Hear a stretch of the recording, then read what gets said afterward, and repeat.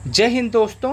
यदि आप यूपी के अंतर्गत कोई भी एग्ज़ाम देना चाहते हैं तो उसमें कंप्यूटर आपके लिए मोस्ट इम्पॉर्टेंट टॉपिक बना हुआ है। बिना कंप्यूटर पढ़े आपका सिलेक्शन होने से रहा, इसीलिए कंप्यूटर को लेकर के बच्चों के मन में एक डर बैठ गया है कि उनको कंप्यूटर कैसे पढ़ना चाहिए, लेटेस्ट पैटर्न का इम्पॉर्टेंट टॉपिक क्या है, जहां से हाल ही में कंडक्ट हुए एग्ज़ाम में प्रश्न आए हुए हैं, उसके साथ साथ हमको कंप्यूटर कैसे पढ़ना है, कितना पढ़ना है और कौन सा तरीका हो सकता है जिसमें हम कंप्यूटर में अच्छा स्कोर प्राप्त कर सकें। मैं तो ये नहीं कहता कि इस वीडियो को देखने के बाद आपका कंप्यूटर में 15 में से 15 आ जाएगा, लेकिन इस बात का मैं आपको विश्वास दिलाता हूँ, यदि आप इस वीडियो को देख लिए और इस वीडियो में बताए हुए इंपॉर्टेंट टॉपिक को यदि आप अध्ययन कर लिए तो आपका कंप्यूटर में अच्छा स्कोर होगा, बहुत ही अच्छा आप स्कोर कर सकते हैं। इसलिए आप सभी लोग इस वीडियो को लास्ट तक देखिएगा। लेटेस्ट पैटर्न को पूरा एनालिसिस करने का प्रयास किया गया है और उसके बाद लेटेस्ट पैटर्न का इंपॉर्टेंट टॉपिक क्या है, मैं सब कुछ आज के इस वीडियो में मैं आप सबसे बताने का प्रयास करूंगा। इसीलिए आप इस वीडियो को लास्ट तक देखिएगा।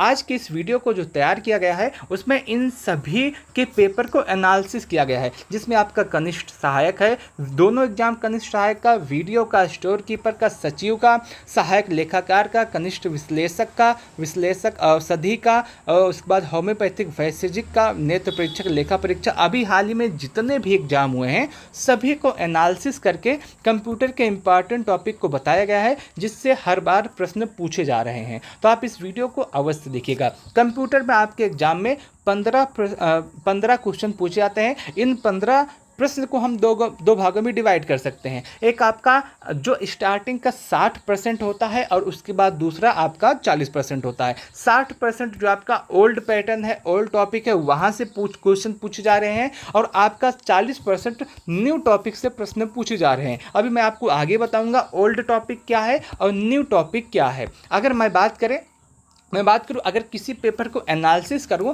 और वहां से जो आपके एग्जाम में इंपॉर्टेंट क्वेश्चन पूछे गए हैं उसके विषय में बात करूं तो आपको सारी चीज़ें स्वतः ही स्पष्ट हो जाएंगी। सबसे पहले मैं आप सबके सामने एनालिसिस लाया हूं कनिष्ठ सहायक 1262 वैकेंसी का। अगर इस एग्जाम की बात करें तो इसमें कंप्यूटर से 15 प्रश्न आए थे और इसमें आपका सबसे पहले जो सवाल पूछा गया था वो माइक्रोसॉफ्ट वर्ड से पूछा गया था, जिसमें आपका प्रोसेसिंग सॉफ्टवेयर से प्रश्न आया था। तो पहला सवाल आपका वर्ड से हो जाता है, दूसरा सवाल आपका एक्सेल से हो जाता है जिसमें आपका फंक्शन टेक्स्ट के विषय में पूछा गया था, और तीसरा सवाल आपका पावर पॉइंट से हो जाता है। आप कोई भी एग्जाम उठाइए, हाल ही में जितना भी यूपी के द्वारा एग्जाम कंडक्ट किया गया है उस सभी में एक सवाल वर्ड से आपका है, MS वर्ड से, एक सवाल आपका MS एक्सेल से है, एक सवाल आपका पावर पॉइंट से है। ये कन्फर्म है, कोई भी ऐसा एग्जाम नहीं है जिसमें से इन तीनों में से एक एक सवाल ना आया हो। तो आप देखेंगे कोई भी एग्जाम उठा के देखेंगे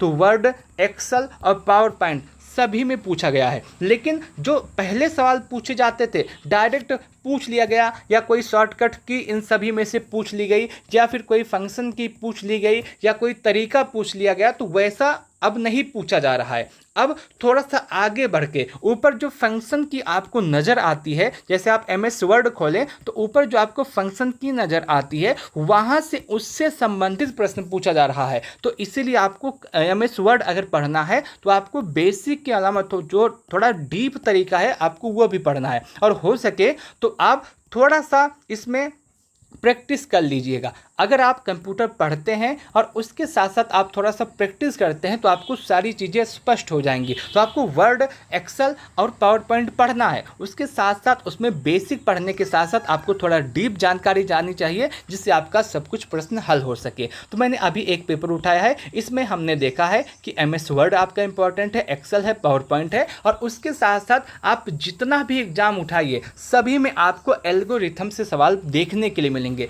सभी में, कोई भी आपका एग्जाम हो, सभी में एल्गोरिथम से आपको सवाल एक ना एक अवश्य आएगा, चाहे आपका डायरेक्ट एल्गोरिथम पूछ लिया जाए या फिर आपका तालिका से मिलान करने के लिए आ जाए या फिर कथन और निष्कर्ष से संबंधित सवाल आ जाए कथन तर्क से, तब भी आपका एल्गोरिथम से सवाल आ रहा है। एलओटी से मोस्ट इंपॉर्टेंट है, यहाँ से भी पूछा गया है, लैंग्वेज से पूछा गया है किसी किसी एग्जाम में, एआई से अगर हम देखें तो सभी में सवाल पूछा गया है, साइबर सुरक्षा से आपका सवाल आया है। उसके बाद माइक्रोसॉफ्ट में एमएस द्वारा कौन सी मेल सेवा संचालित की जाती है, एक सवाल ये है। आविष्कार से एक सवाल है, www के आविष्कारक कौन है। सोशल मीडिया से एक सवाल पूछा गया है।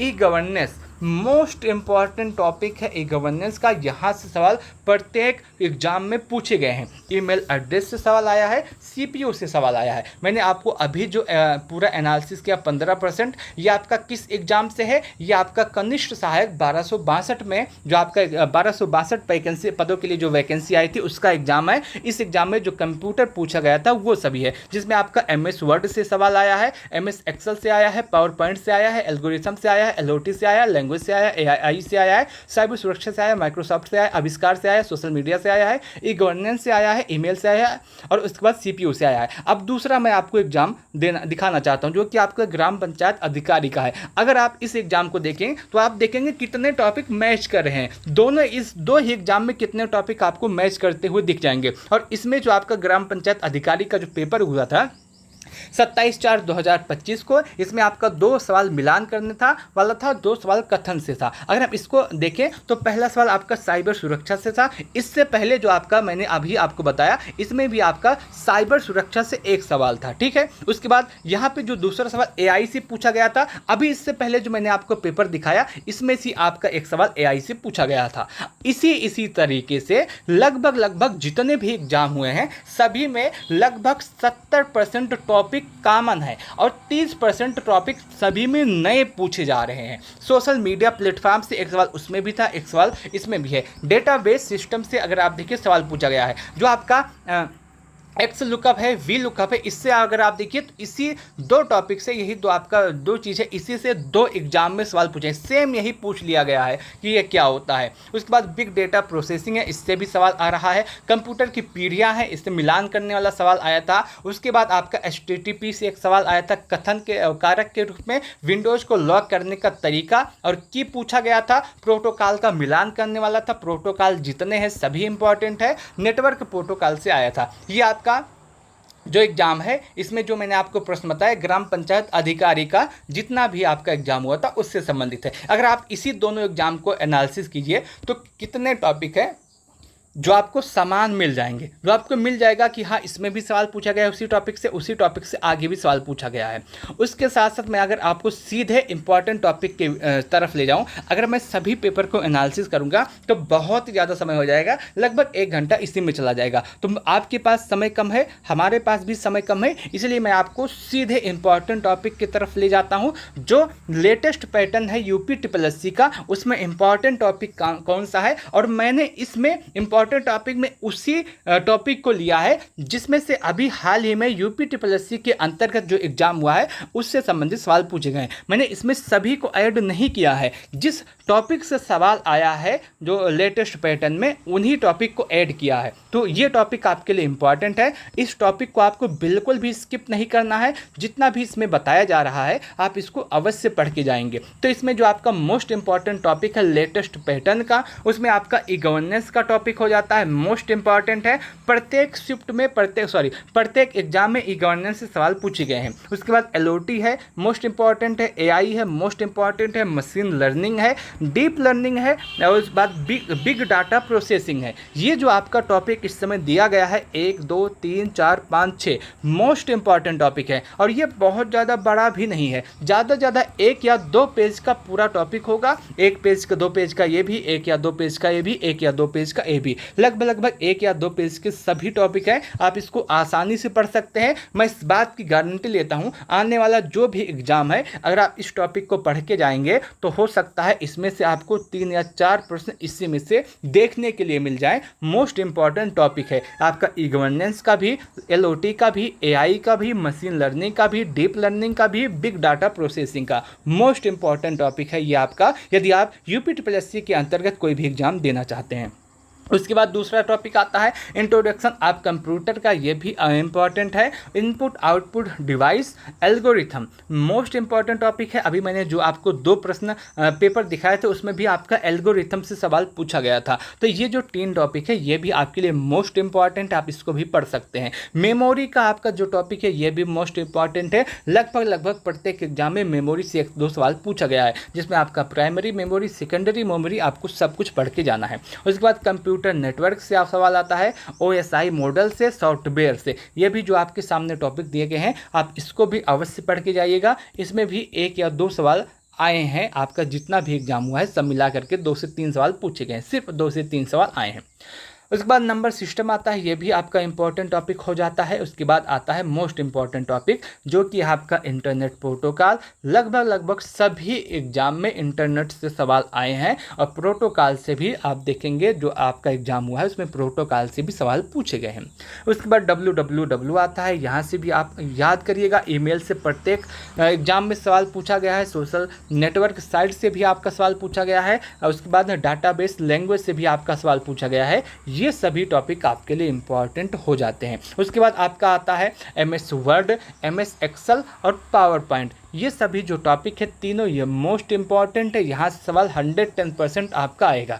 यदि आप बस इसी टॉपिक को पढ़ के जाएंगे तो मैं गारंटी लेता हूँ कि 15 में से आपका 13 से 14 सवाल इसी में से आएगा। आप लगा कितना पाते हैं ये मैं नहीं बता रहा हूँ, लेकिन इसी टॉपिक में से 13 सवाल या 14 सवाल आएगा, मैं इस बात की गारंटी ले रहा हूँ। आप जिस हिसाब से पढ़ेंगे, जितना डीप पढ़ेंगे उतना आपको फ़ायदा होगा। मैं आपको एक बात दोबारा से बता देता हूँ इंपॉर्टेंट टॉपिक लेटेस्ट पैटर्न का, जिसमें आपका इंपॉर्टेंट टॉपिक है ई-गवर्नेंस का, LOT का, AI का, मशीन लर्निंग का, डीप लर्निंग का, बिग डाटा प्रोसेसिंग का, introduction of computer, input output device, algorithm, memory, आपका primary memory, secondary memory, computer networking, OSI model, software, number system, internet protocol, www, email, social networking site, database language. उसके बाद आपका language जितना भी है, MS word, MS excel, MS power point.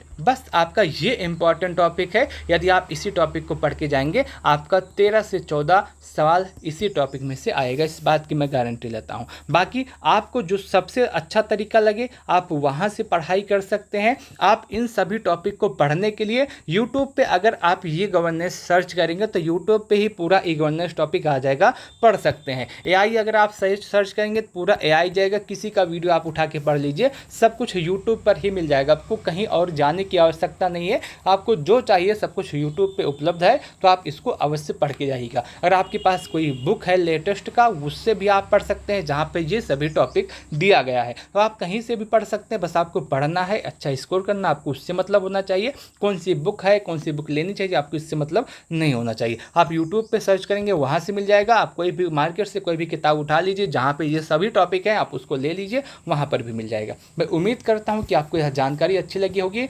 आपको यह video अच्छा लगा होगा। इस वीडियो को लास्ट तक देखने के लिए आप सबका बहुत बहुत धन्यवाद।